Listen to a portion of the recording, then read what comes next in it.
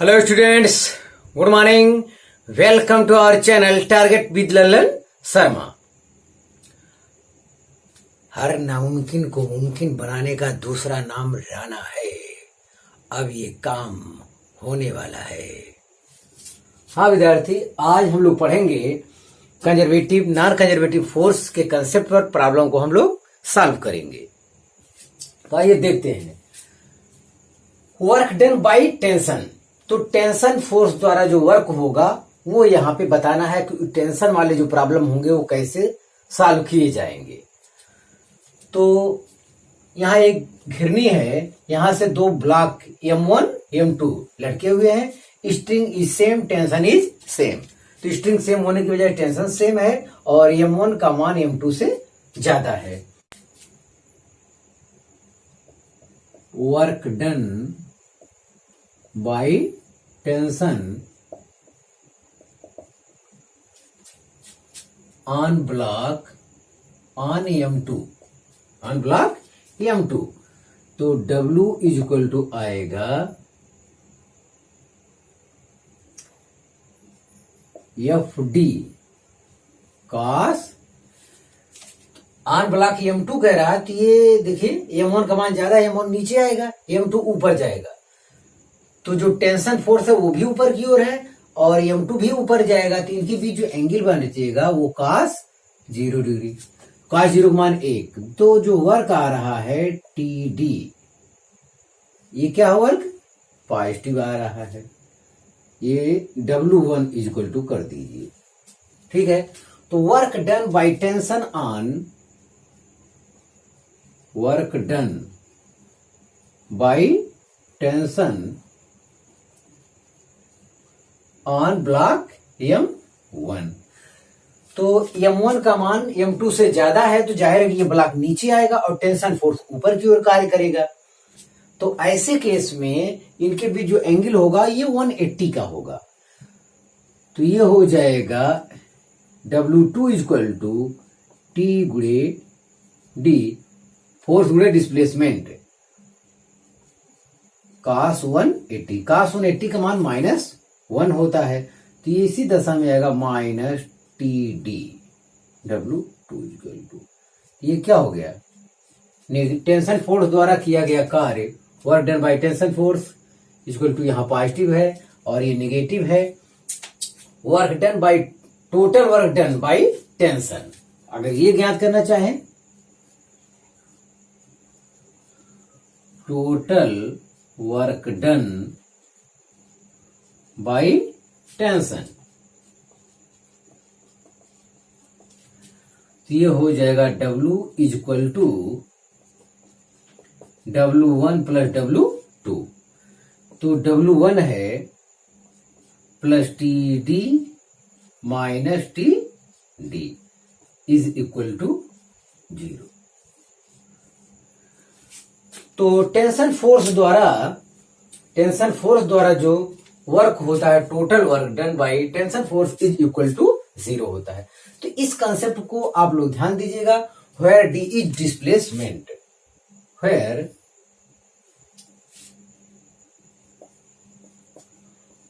D is displacement, where D is displacement,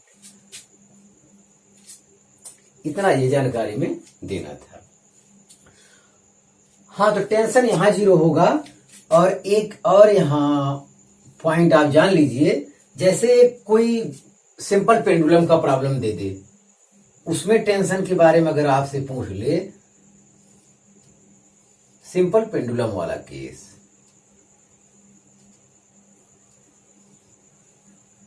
तो simple pendulum वाले case में भी क्या होता है, टेंशन होता है। यस, तो जैसे ये ब्लॉक यहां से, ये बॉब यहां से यहां गया है, तो टेंशन, तो ये इधर और ये इधर। तो work done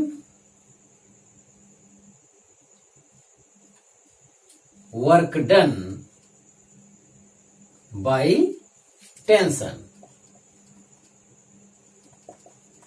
work done by tension, तो ऐसी दशा में W इक्वल टू हो जाएगा T गुणे D। डिस्प्लेसमेंट को अगर D दिमाग में रखते हैं और गुणे cos इंटू cos 90। cos 90 मान क्या होगा 0।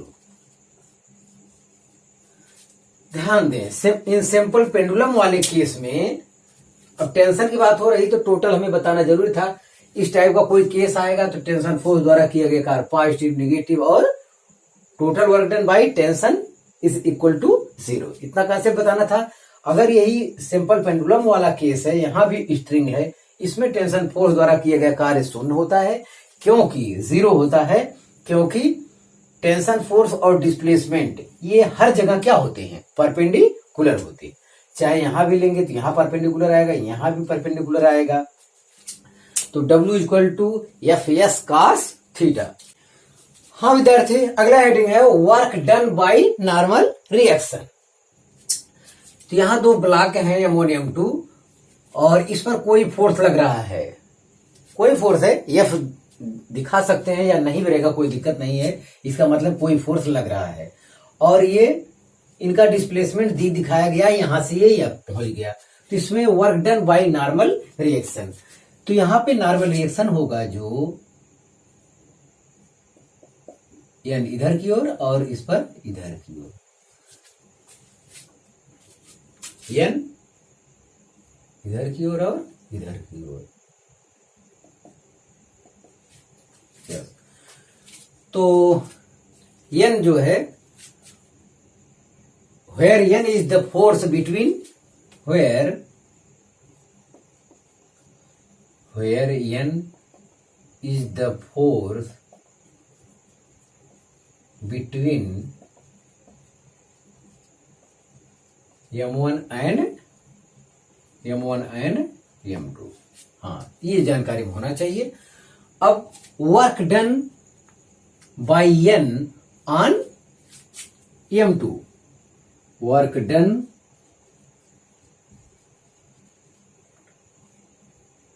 Done by n on m2।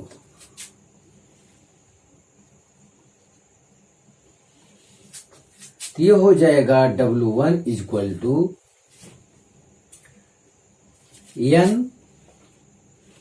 गुणे D गुणे cos 0। तो यह नॉर्मल फोर्स द्वारा जो है ब्लॉक M2 पर किया गया कार्य, ये यहां से कोई फोर्स यहां लगाया गया है, तो हम इसके बारे में नहीं चर्चा करें। हम नॉर्मल फोर्स जो रिएक्शन फोर्स उनके बीच कार्य करता उस पे, तो नॉर्मल फोर्स द्वारा ब्लॉक M2 पर किया गया वर्क चाहिए। तो ये यहां से यहां गया, डिस्प्लेसमेंट है इतना, तो FS cos थीटा होता है, तो FS cos 0। इसी तरफ डिस्प्लेसमेंट है, इसी तरफ नॉर्मल रिएक्शन है, तो जाहिर है कि एंगल 0 बनेगा। तो ये आएगा cos 0 मान 1, तो ये हो गया ND। तो ये क्या है, ये भी नॉर्मल रिएक्शन यहाँ पे क्या है, पॉजिटिव आ गया। और work done by normal reaction on block M, work done bye n on block M1। तो ये W2 इक्वल टू हो जाएगा ND cos 180। तो नॉर्मल फोर्स द्वारा ब्लॉक M1 पर किया गया वर्क चाहिए, तो नॉर्मल फोर्स इस पर इधर की ओर और इसका डिस्प्लेसमेंट इधर की ओर हो रहा, क्योंकि ये टोटल सिस्टम यहां से यहां पहुंच गया है, तो उनके बीच जो एंगल है वो ND है। तो ये हो जाएगा -ND। इतना हो गया total work done by normal reaction. अगर ये ज्ञात करना चाहें total work done by normal, तो ऐसी दशा में W इक्वल टू हो जाएगा W1 प्लस W2। ये हो जाएगा कितना 0, क्योंकि ये पॉजिटिव है, एक निगेटिव है। तो ये नॉर्मल केस, नॉर्मल फोर्स द्वारा किया गया वर्क। इस टाइप का कोई प्रॉब्लम आता है तो आप यहां पे ऐसे सॉल्व करेंगे। हाँ, नॉर्मल केस में एक और केस आता है, नोट में ये देखें, एक कंसेप्ट समझें। एक क्वेश्चन पूछा जाता है कि कोई व्यक्ति सीढ़ी पर चढ़ रहा है, ये यूं, यस, यहां से, तो यहां पे नॉर्मल फोर्स द्वारा किया गया वर्क पूछ रहा है। तो work done by normal force, तो यहां पे जो कंसेप्ट है इसके बारे में कहा जाता है work done by normal force. Work done by normal force, ये होता है जीरो। जब कोई व्यक्ति सीढ़ी पर चढ़ता है तो नॉर्मल रिएक्शन द्वारा work done by normal reaction is equal to zero, because working point of force is stationary. ये इसके बारे में बताता है, क्योंकि यहां पे जब आपने पैर रखा तो इसका नॉर्मल फोर्स ऊपर की ओर कार्य कर रहा है, तो ये पॉइंट जो है आगे नहीं बढ़ता। अब हम वर्क तब माना जाएगा जब कोई डिस्प्लेसमेंट हो, तो वर्किंग पॉइंट जिस पर हम लोग वर्क करते हैं वो अपने स्थान पर ही रहता है, और आप पैर उठा लेते हो, आगे चले जाते हो, तो ये क्रिया हमेशा आगे बढ़ती जाती है।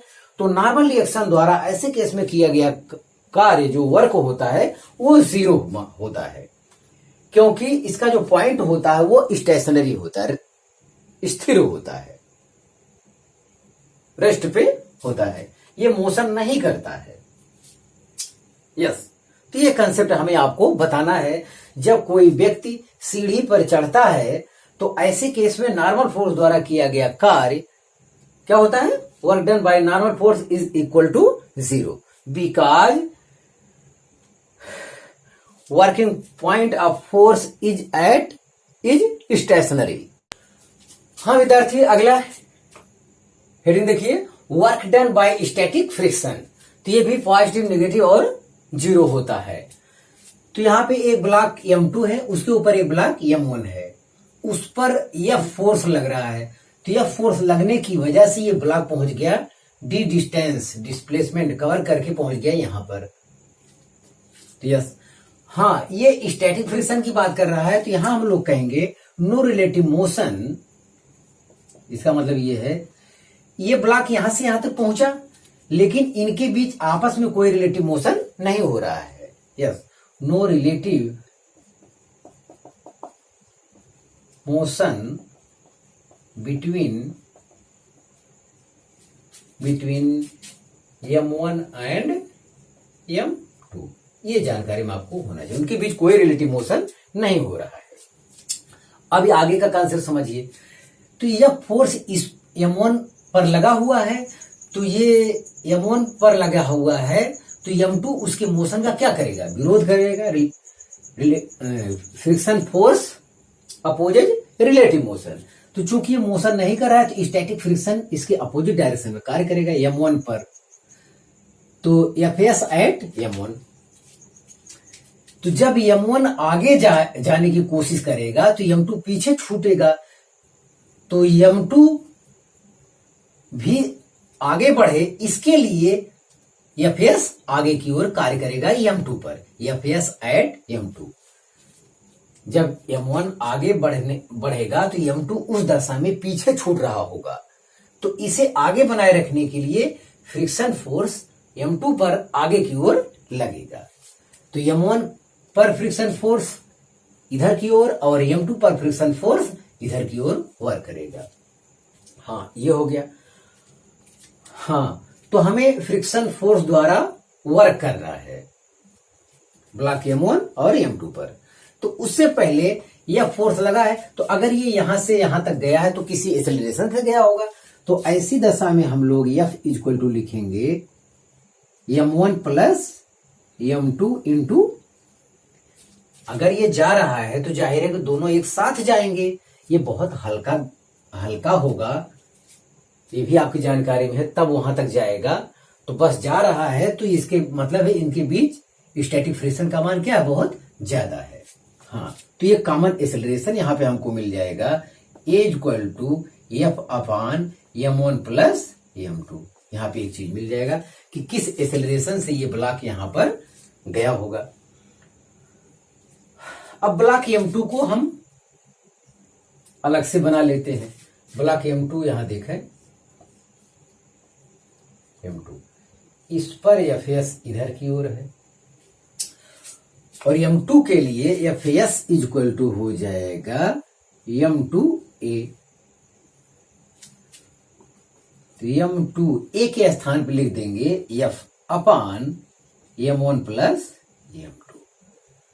तो एफ एस के स्थान पे हमें जरूरत पड़ेगा तो हम इसे न्यूमेरिकल में क्या करेंगे, प्रयोग करेंगे। और इस ब्लॉक का भी डिस्प्लेसमेंट क्या है, d है। यस, हाँ, work done by F S, work done by F S on block m1। तो m1 पर जो फ्रिक्शन इधर की ओर कार्य कर रहा है और हमारा डिस्प्लेसमेंट हो रहा है आगे की ओर, यानी इनके बीच जो एंगल बन रहा है ये 180 का बन रहा है। तो ये हो जाएगा W1 equal to F S into D cos 180। ये हो जाएगा माइनस एफ डी, ये निगेटिव आ गया। तो work done by F S on block m2, work done by F S on block m2। तो ये हो जाएगा W is equal to F S गुणे डी cos 0। ये हो जाएगा प्लस एफ एस डी। ये प्रॉब्लम होगा, आंकिक वैल्यू होगी तो हम लोग ये वैल्यू यहां पर रखेंगे। मतलब ब्लॉक वाला प्रॉब्लम कैसे सॉल्व किया जाए वो तरीका हम आपको यहां बता रहे हैं। तो total work done by static friction, यहां कहेंगे total work done by static friction. तो ये हो जाएगा W equal to W1 plus W2।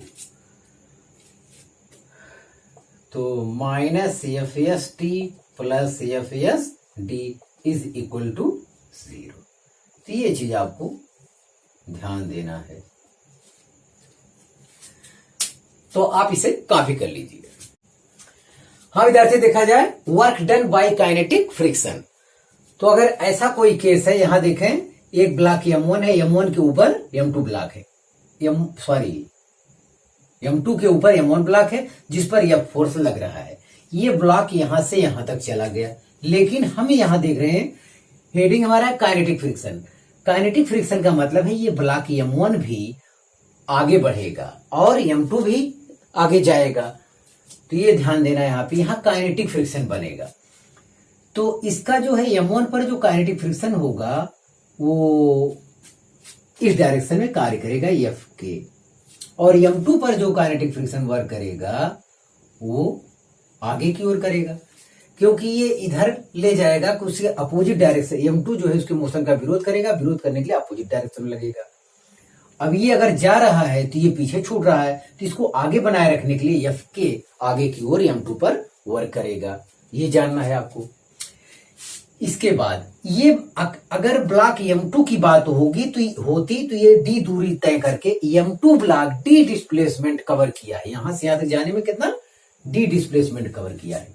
अगर m1 ब्लॉक भी अपने स्थान पर रहता या बीच में यहां कहीं बनाया रहता तो उसका भी डिस्प्लेसमेंट क्या होता है, d ही माना जाता है। लेकिन m1 ब्लॉक ये फोर्स लगाने की वजह से यहां से डिस्प्लेसमेंट हो गए, यहां हो गए, तो इस डिस्प्लेसमेंट को रिलेटिव डिस्प्लेसमेंट कहते हैं। ये ब्लॉक यहां होना चाहिए था, ये फोर्स लगने की वजह से इस सिरे पर पहुंच गया है, लास्ट एंड पे पहुंच गया है, तो इसे कहते हैं रिलेटिव डिस्प्लेसमेंट। तो ब्लॉक m1 के लिए जो डिस्प्लेसमेंट हो रहा है टोटल, वो तो d हो ही रहा है, प्लस m1 के लिए d रिलेटिव और ज्यादा हो रहा है। तो m1 का टोटल डिस्प्लेसमेंट आ रहा है ये, और m2 का टोटल डिस्प्लेसमेंट जो आ रहा है वो d आ रहा है। ये आपकी जानकारी में होना चाहिए, बस इतना ही वर्क करना है।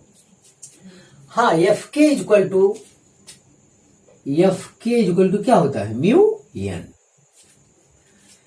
तो वर्क डन बाय एफ के on block m1,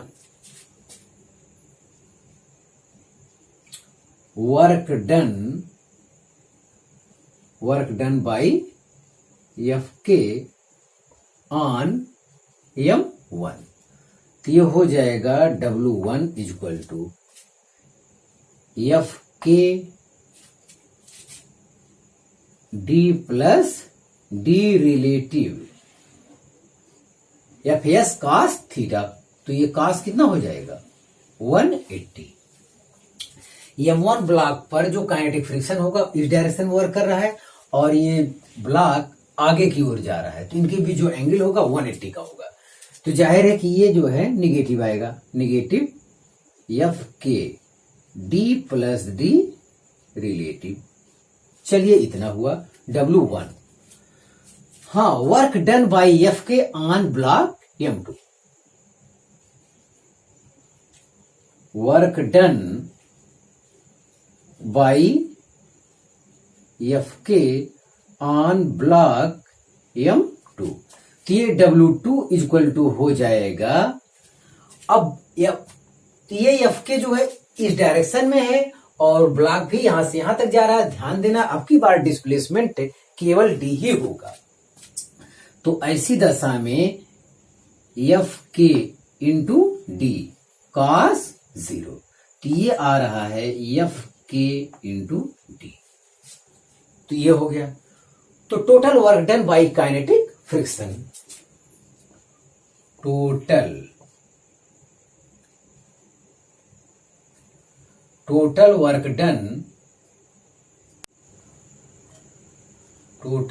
done by kinetic friction. तो WT इक्वल टू हो जाएगा W1 plus W2।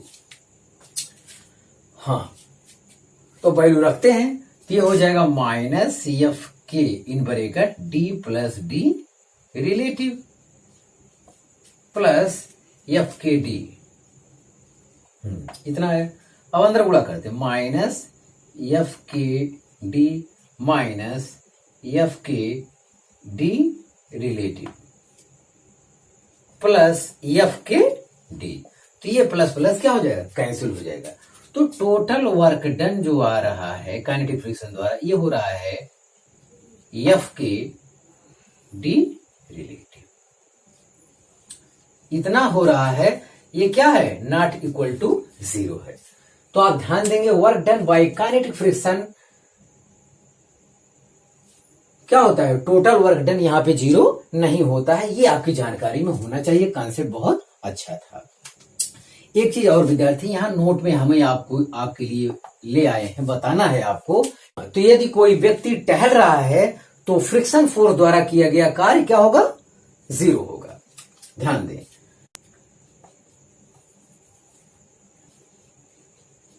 Work done by friction force, यहां लिखने का कोई मतलब नहीं, कॉन्सेप्ट में बता दिया हूं, आप लोग उतार लीजिए। Work done by friction force, work done by friction is equal to 0 when man is walking, when man is walking, जब आदमी क्या है, टहल रहा है। क्योंकि working point of force is stationery, because अगर यहां लिखना चाहें, because working point of force is stationary।